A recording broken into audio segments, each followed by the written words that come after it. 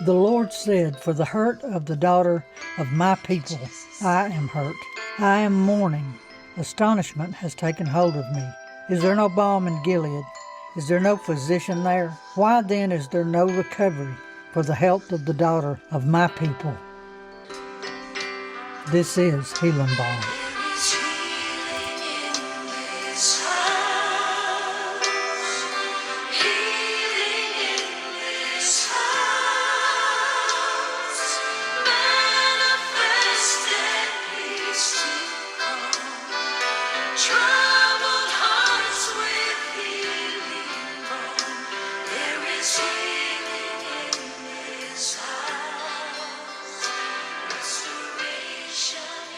Today I want to talk to you about a subject that is difficult at its best, but it's easier to deal with it now.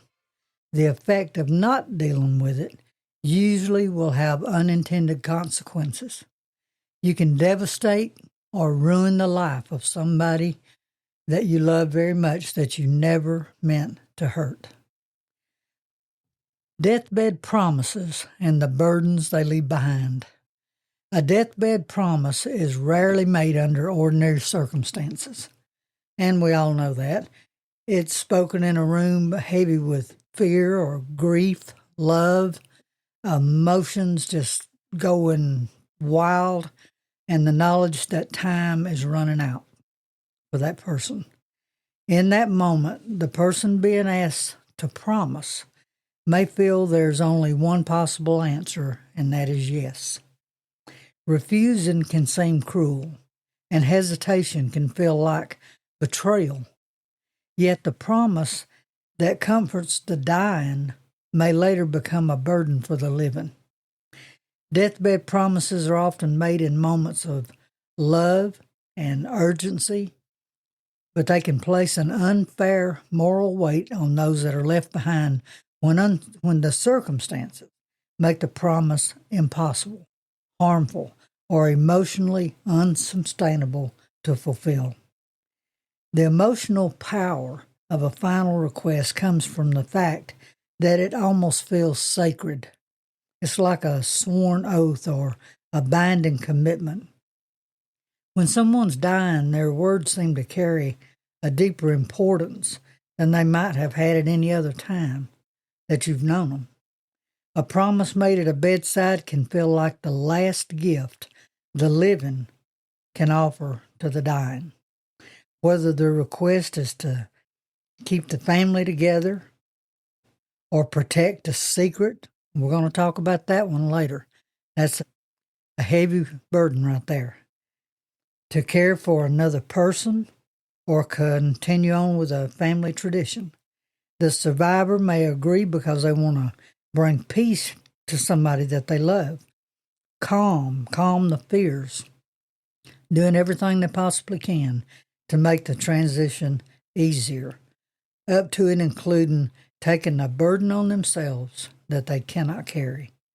In that moment, the promise is minus a practical decision.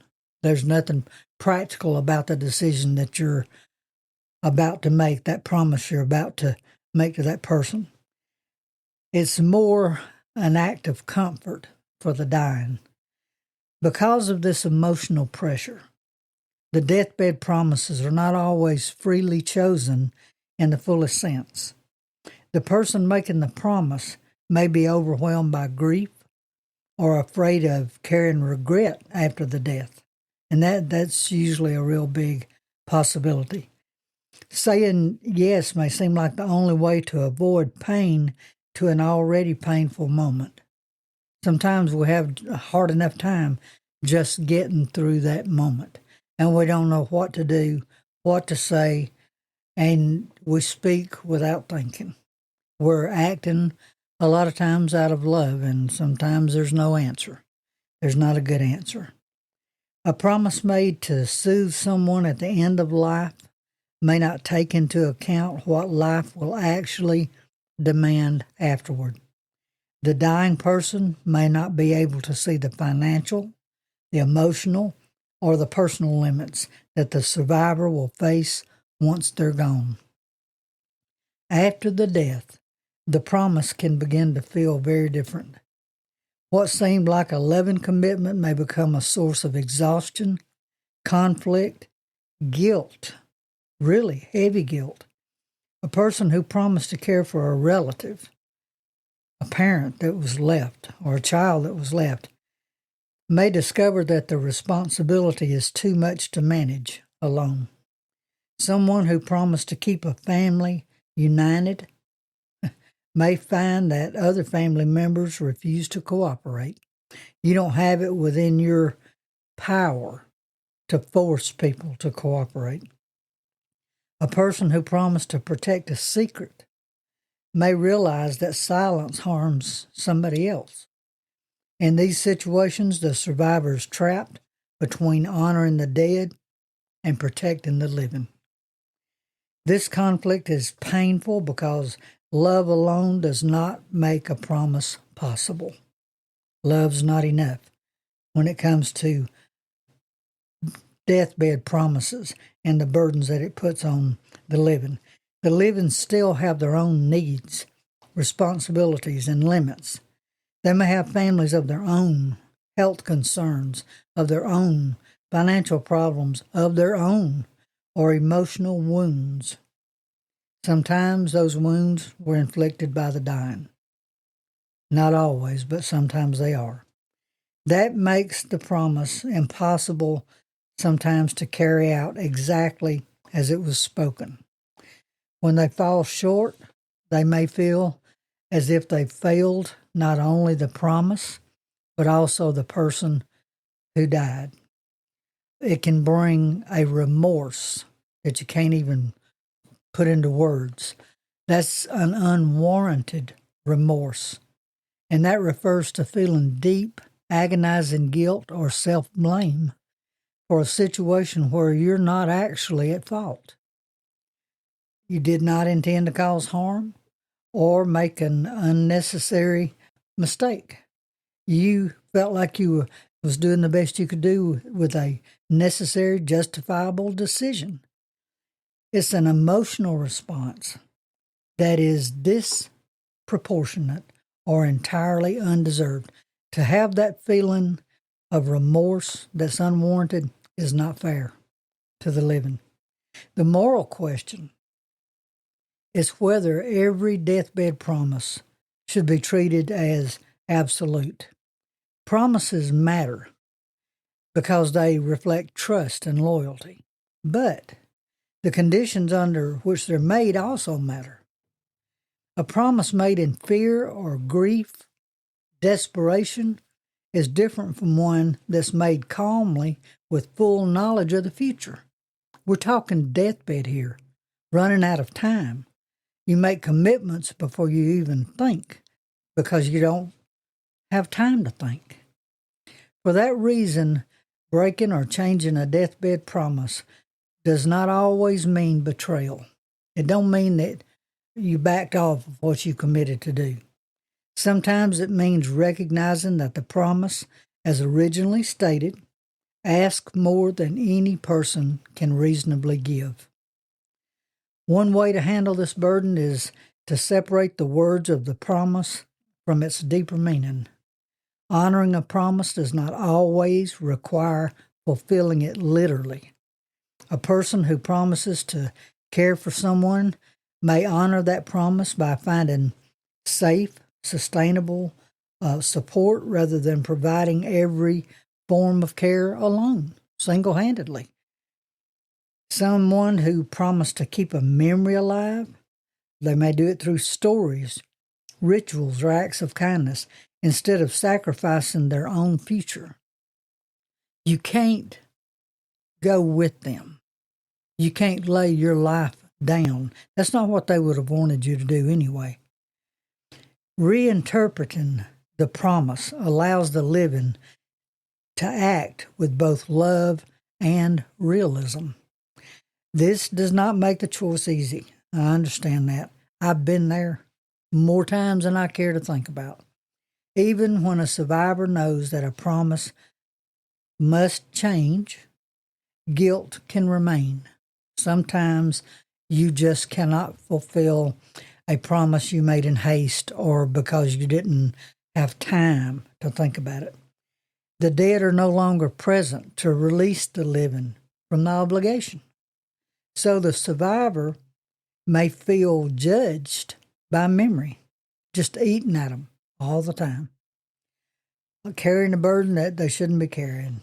Loyalty to someone who has died should not require the destruction of the person who remains. If the promise was rooted in love, then its fulfillment should not demand endless suffering. True loyalty may involve preserving the intention behind the promise rather than obeying its exact terms at any cost. Deathbed promises reveal the complicated relationship between love, duty, and grief. They can offer comfort in a final moment, but they can also bind the living to responsibilities that no one fully understood at the time. The living should not dismiss such promises lightly, but neither should they be crushed by them. In the end, the most humane way to honor the dead may be to carry forward the spirit of the promise while accepting the limits of real life. The dead may ask for promises, but the living must still survive the weight of keeping them.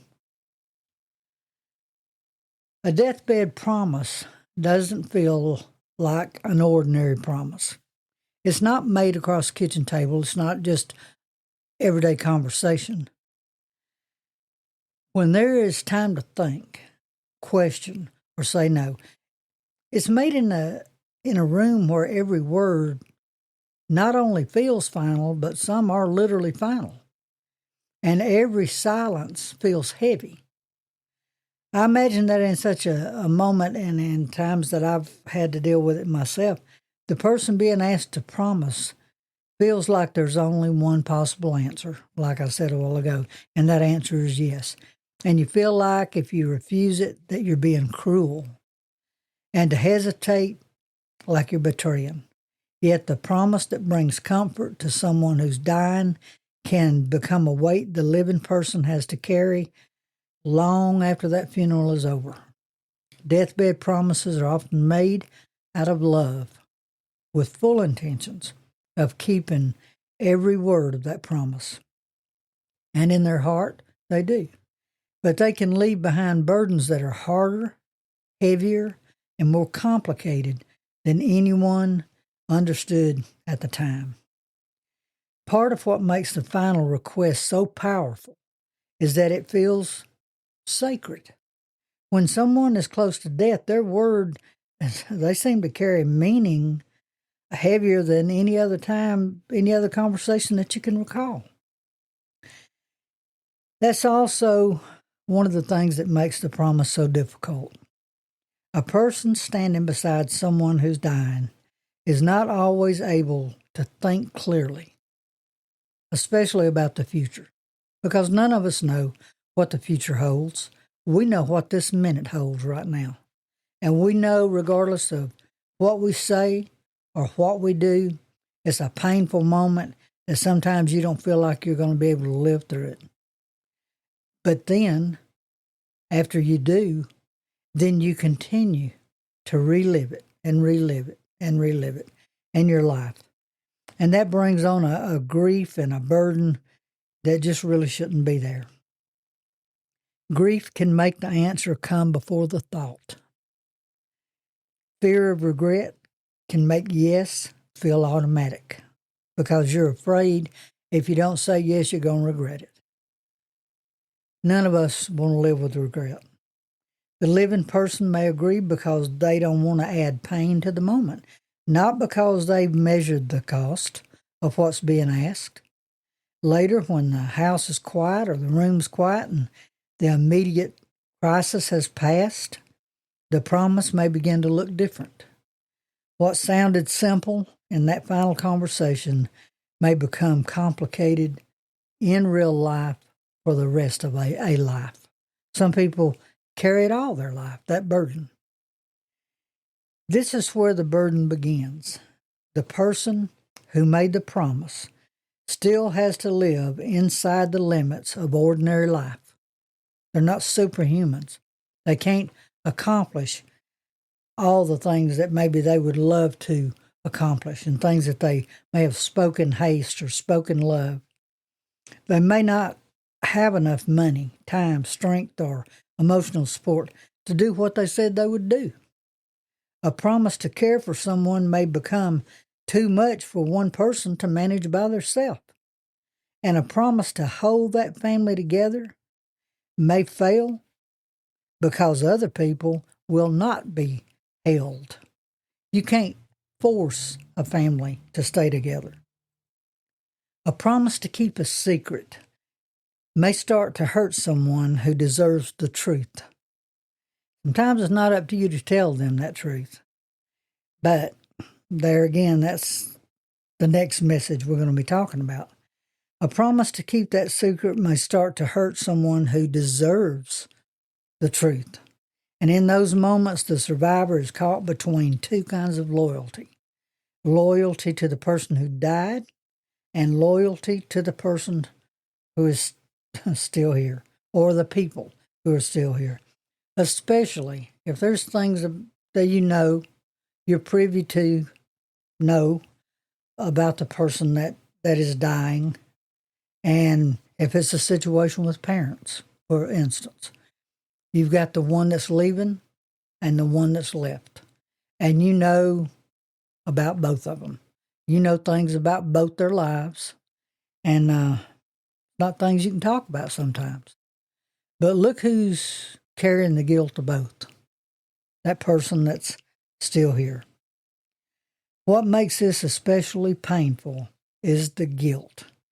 Falling short of a deathbed promise can feel like failing the person themselves, like you let them down. The survivor may hear the promise again and again in their memory as if the dead were still asking for it. It's like you're hearing those words from the grave, even when there are good reasons for changing course. Guilt can make those reasons feel more like excuses. And I think that's one of the hardest parts. The person who asked for the promise is no longer there to understand, to forgive, or to release anybody from it. There's people that you've made maybe deathbed promises to that wouldn't have you tote that burden for the world. If they could take it away, they would. And that's why we need to think about that now, while we can still think. I know we can't always just plan for somebody's death, plan for a funeral.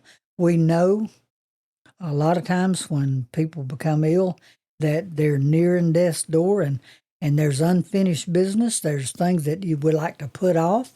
We want to procrastinate. You're going to eventually deal with them because they're going to come back to that memory, and you're going to keep dealing with them, wishing you had handled it beforehand. I think that is one of the hardest parts. The person who asks for the promise is no longer there to understand or release the person from the commitment. The living person has to make peace with this decision alone. Nobody else can make that peace for them or for you.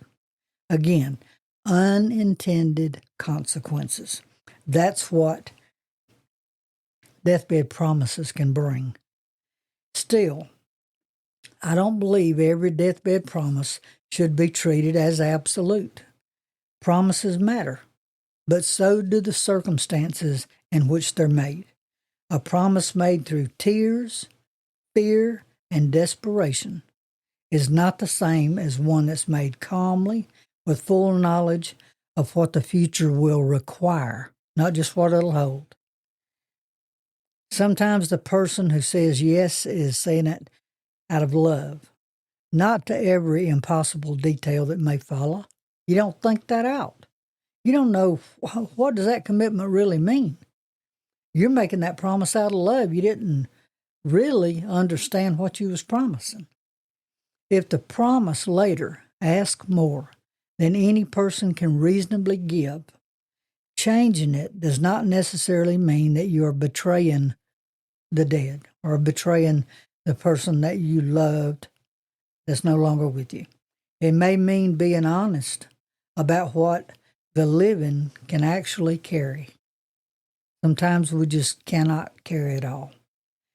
For that reason, the most compassionate answer may be to honor the meaning of the promise rather than the exact to-the-letter words. If someone promised to care for another person, maybe keeping that promise means finding help, making sure they're safe, loving them in a sustainable way, instead of doing everything for them. You can wind up making people dependent on you that was left. And that's not what the intentions of the deathbed promise was, to make that person that was left behind depend on you, take your life, rob you of any life. If someone promised to preserve a memory, maybe that can happen through stories, traditions, small acts of remembrance, rather than through self-sacrifice. You can't lay down your life for them. The heart of the promise may still be kept, even if the form of it has to change. This doesn't make the choice painless. Even a necessary change can feel like a betrayal at first. Grief has a way of turning memory into judgment and pointing its finger right back at you. And love can make duty feel endless. I also believe that someone who truly loved us would not want their final words to destroy the life that we still have to live. That's not what they wanted. If a promise was born out of love, then love should also allow room for human limits. The living should not be asked to prove loyalty by suffering forever. Deathbed promises reveal how complicated love can become after loss. They can comfort the dying, but they can also leave the living with responsibilities no one fully understood in the moment.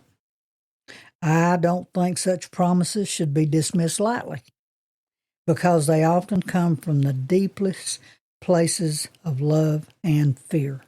It is a commitment of the heart. You meant it when you made the promise. At that particular moment, you were willing to sacrifice your happiness to allow them to die in peace of mind and maybe give them one moment of happiness. Don't try to carry that undue burden and try to make it what it was not. Sometimes the truest way to honor the dead is not to obey every word exactly, but to carry forward the love behind the promise while still choosing to survive. That's what they would want, is to see you survive. The dead may ask for promises, but the living are the ones who must bear the weight of keeping them. And I know this has been a serious topic today, but life and death are serious. As hard as it is, we need to take that moment to reflect. If you're in a deathbed situation, you want to be there till that very last second and step outside that room. Step outside the stronghold that grief has on your thinking. Think clearly about the person that's leaving and their love for you that wouldn't have you burdened with that for the world. Separate that. And I look forward to being back with you on this next message. It's kind of similar, but a little bit different, and it's concerning the deathbed, but it's the confessions on the deathbed, the burden of the last words that can destroy the lives of those we love. You have to be careful what you confess. If you got some confessing to do, you need to do that before we're in a deathbed situation. Don't wait until the last minute to spring a lifetime secret, lifetime of regret, issues that people cannot cope with, deal with, or forgive you for. Don't save that for the last minute. Make sure that we do them right. Make sure we're just not feeding gossip. That's easy to do. Anyway, don't jump the gun on it. We are going to talk about these deathbed confessions, and I think it's going to be good for our souls to get some of this stuff off of us. Y'all be blessed and look forward to being back with you tomorrow.